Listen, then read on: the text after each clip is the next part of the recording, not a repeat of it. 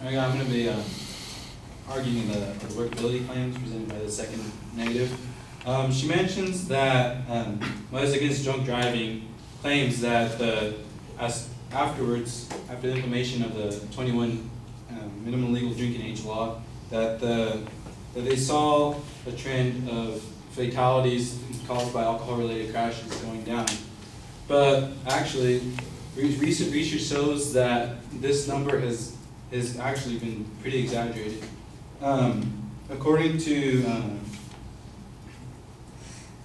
a recent research paper by Harvard economist Jeffrey Madon and his former student Elena Teitelbaum, shows that states that raised the drinking age to 21 since 1984, in response to Congress's road funding threats, enjoyed no statistically significant decrease in the traffic fatalities for the 18 to 20-year-olds.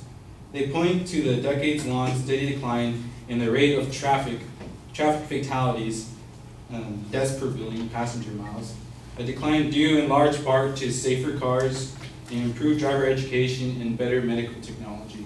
Raising the drinking age actually did little or nothing.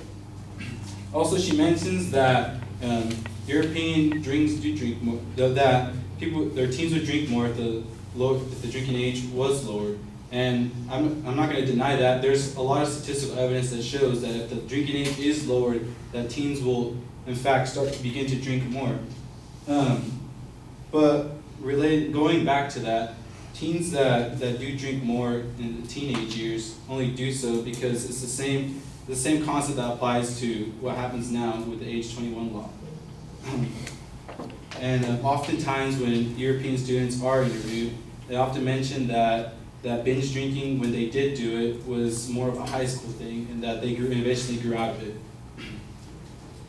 According to several scholars have also presented the important argument that while deaths on the road may have declined sharply among 18 through 20-year-olds in the years following enactment of the 21-year-old drinking age, the slowest rate of decline and greatest number of annual fatalities is seen each year in the 21 through 24 age group.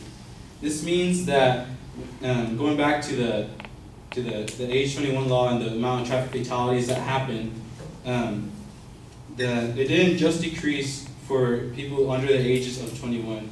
It increased for all age groups, which means that because the law was changed to 21, didn't mean that it lowered the drinking age just specifically, or decreased the amount of fatalities just specifically for the age group of people under 21, but it decreased the amount of fatalities for people also over 21.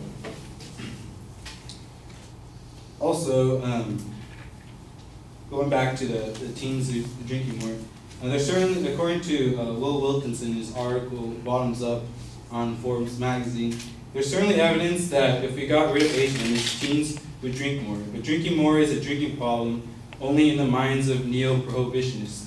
In a 2003 survey, 22% of American 10th graders said they'd had 5 or more consecutive drinks in the last 30 days.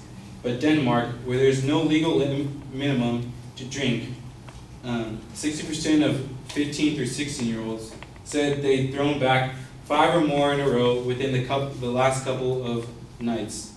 Maybe you think that's too much, but the European champion of heavy teen drinking ranks the world's happiest country and scores 3rd in the United Nations 2007 ranking of child welfare. In the UN listing, the U.S. came in 20th out of 21 wealthy countries.